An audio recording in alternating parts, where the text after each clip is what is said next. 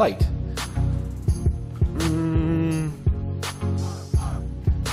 I have to go and tune some more later. And the roads are wet. I'll get to you soon, baby. I promise. First, it's my anniversary with my wife, 1 year. Let's go get some food for her because I love her. Going to get my wife food here quick this morning. What I mean by food, donuts, because she's a donut fiend. So I'm gonna run out here real quick to our local shop. We have a place called Martin's here, which is like our local grocer. So yeah, I'm gonna run here and get her favorite donuts real quick. Well, her favorite donuts are Krispy Kreme, and unfortunately where we live, we don't have any Krispy Kreme donuts. So if y'all want to send me some Krispy Kreme donuts, that's like the one thing I fiend for.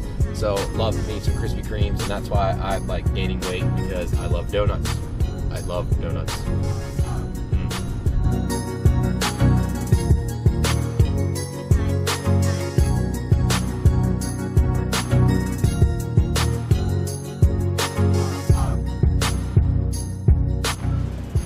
Donuts galore. Bacon, donuts, success. Walking through the store right now with the camera is super awkward, but I wanted to get this done. Let's see if my wife is still asleep on the couch.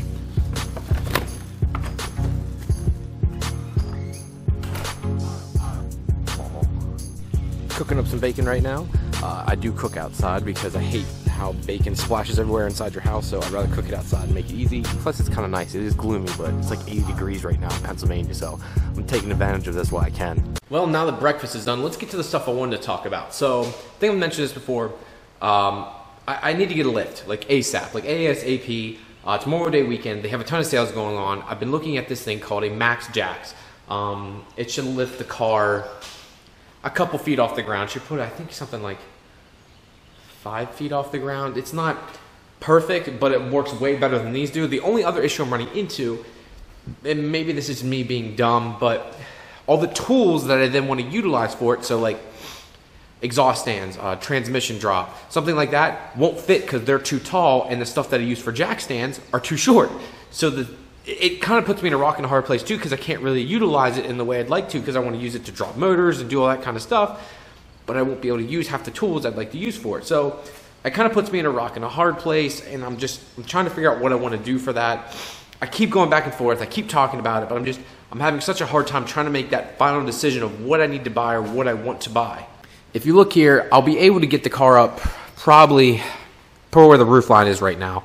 A little bit maybe above that. That's about as high as it'll go and get the car off the ground. Now that'll be much better than working on jack stands, which get me, I don't know, 1.5 feet maybe off the ground. Nothing really that great. So that will be better. What I am going to do today, though, to try and enjoy myself, is I'm going to take the top off the car. It is my wife and I's 1 year anniversary, and the roads have cleared up. It's supposed to be sunny and 80 today, so I'm going to go take the car for a drive with the top off for a change, because we never get to do that. I think it'll be kind of nice and enjoyable. I don't know if I've ever shown you this before, guys, but this is how you take the target top off. It's really stupid how Toyota designed this. Instead of doing a quick latch system, you actually have to screw in or unbolt everything every time. One side's loosen and one side's tighten. It's a ratcheting system. There's actually, if you see here, there's a bolt here, bolt in the center, and then bolt on both sides. You have to bolt this thing on and off because it actually keeps the car and chassis rigid. The car doesn't drive as nice with the top off.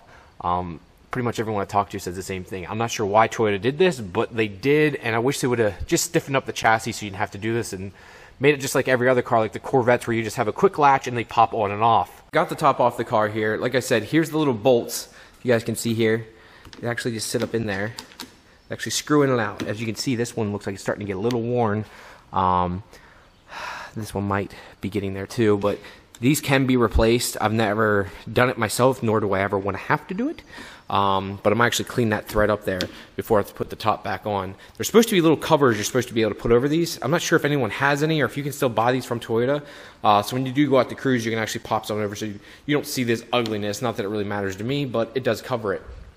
Now, put in perspective, this is the only bit of trunk space I have, and talk about take up every bit of room and talk about tight. Like, to physically get this in, you can't literally pick it up and just sit it in. You have to start from one side, slide it over, put it as far over to the left as you can, sit it down in, then then slide it back over, and then click everything together. They actually came with little instructions that were in Japanese when I got the car, still on the little tag in the back, telling you how to do it, because the first time I tried to install it, before I found the tag, I was like, this won't fit in the trunk. It just wouldn't. You couldn't directly pick it up and sit it in the trunk. You have to put it in sideways, kind of slide it over, and then put it back in. It's very weird. Of course, I have to have an ice cold Red Bull. The energy drink I like to drink a lot, called Vegas Fuel. I can't find it anymore. I like Red Bull, it's good, but this stuff called Vegas Fuel is way better than this even. I can't even find it anymore, so it kind of sucks. But anyways, got the top off. One thing I want to show you guys too, if you guys can see my dash here, let's walk around to this side. Remember how the dash wrapped? Well, we had a little issue. Emily, who did it, did a fantastic job. Unfortunately, one of her workers had switched out her bottles.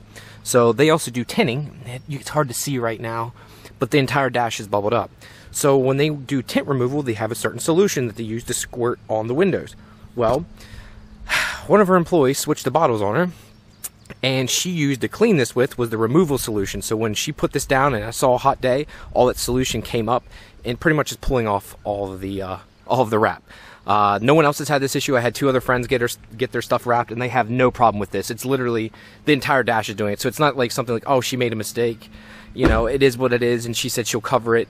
So there's nothing I can really say. I mean, she's going to cover everything. People make mistakes, and it's not like she's trying to cover it up in any shape, way, or form. But just wanted to show you guys that. I like to see, this is one of the reasons I like her again, is because she's so honest, and every shop I usually deal with, for the most part, they're not always the greatest, but you get some of the few that are good. So I'm going to take the car for a drive. I'm kind of excited to get it out here because look how pretty it is. Come on, Bo. Let's get this shit done.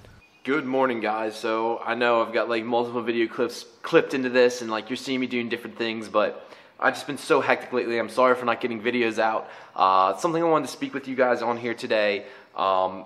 Big thing for me is I always get asked, why am I not going for more power? And to me, the ultimate street car. What is the ultimate street car in your eyes, or what is your ultimate goal for cars? So for me, I don't do drag racing and stuff, and I guess I could get into that, but that's just not something that really interests me. Now, I'd like to go to the drag strip maybe once or twice and test the car and just, you know, get into it, but it doesn't, for me, it doesn't give me that much joy. Like the guys that go every weekend or they do the big events, there's a local guy to me, John Stats, who does a great job. He drag races at quite a few of the big events and does really well, and it's pretty awesome to see, but I just don't have any desire to really do that. That just doesn't, it doesn't do anything for me. I don't know. I just don't see why I would want to go about that or do that. So I want to keep the car as simple as possible and make it a true street car. It has heat, it has AC, it turns on every time.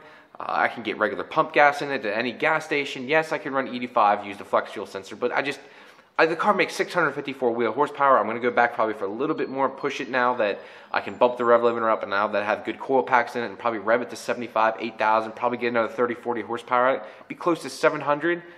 I mean, the car will be stupid fun. I just don't see any more than that. I mean, every time I was on the highway last night and just put it down into 3rd, 4th gear and take off, and before you know it, you're 140, 150, and I'm like, all right, I'm out of road.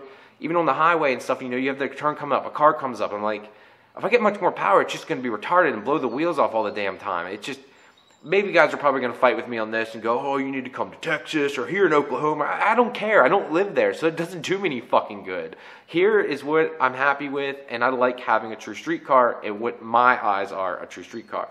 I want to know what you guys feel, or what you think is a true street car. I've seen the 11,000, 1,100, 1,200 wheel horsepower Supers. Guys driving them a good bit, and that's great. But there's also more maintenance when it comes to that. You're checking things constantly. You're worrying about stuff. I have a stock block. I built the head myself and stuff, but everything else is stock and it's reliable. I mean, I don't worry about it. Now that I fixed the O-ring for the oil leak and tightened that bolt on top of the oil filter housing, I have no oil leaks. The car runs and drives great. Anything I need to fix or work on the car, I can get right down at like an advanced auto. All the sensors are new. The Infinity works flawlessly so far. The transmission shifts great, it makes good power, and I can beat on it, and I don't worry. Am I going to break it this time? Is this race going to be the end of it? I feel that it's overbuilt enough still for the power goals that I don't have to worry about it. I don't have to worry about it every time something going this, that, or the other breaking on the car. And that's exactly what I wanted. I wanted a fast car. I wanted a Supra specifically. I wanted it to be fast, but yet I know it could be reliable. And I know guys say, well, if you did a V160 or if you would do this, that, and the other, but I'm like, I don't need all that. I don't need it at this time. Maybe eventually I'll go to a V160 just to say that I have one, but I just don't see the need for it right now.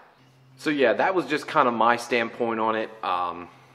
I just really love having a car I can drive all the damn time and beat the heck out of it. Now there's new platforms I'm thinking about moving on to. I've talked about this before. Maybe not the MR2, maybe not the All-Track. I might have to go to a different brand. Although I'm so Toyota loyal, that is undoubtedly, and I struggle with it all the time because I'm so loyal to the Toyota brand. I'm having a hard time going to another brand because I know this brand so well, know everything about it, know how they build their vehicles, and I'm used to that. But when I see a lot of the new American vehicles and I see them making more horsepower easier, a friend of mine has a ProCharge S550, which is the new style Mustang GT.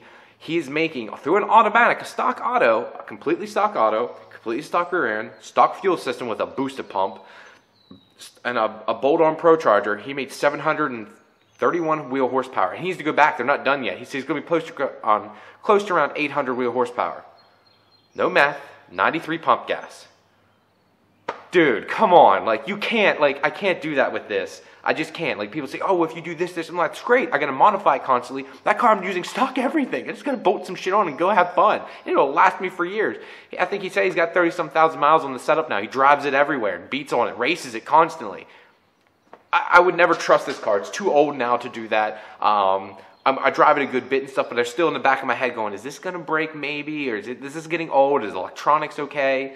You know, I mean, I had the taillight issue, which you guys saw, which is minor, but it's still stuff that's going wrong because the wiring's getting old. Fuses, relays are going bad. The car's 25 years old. It's old.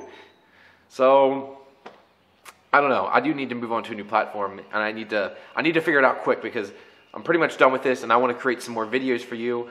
There's this one YouTube channel, guys, that I want you guys to go follow too. I've never even talked to the guy, but before I even started making these videos, I watched this guy. It's called Tom's Turbo Garage. His videos are fantastic. He does a lot of stuff with 4G63. He has a Galant and Eclipse.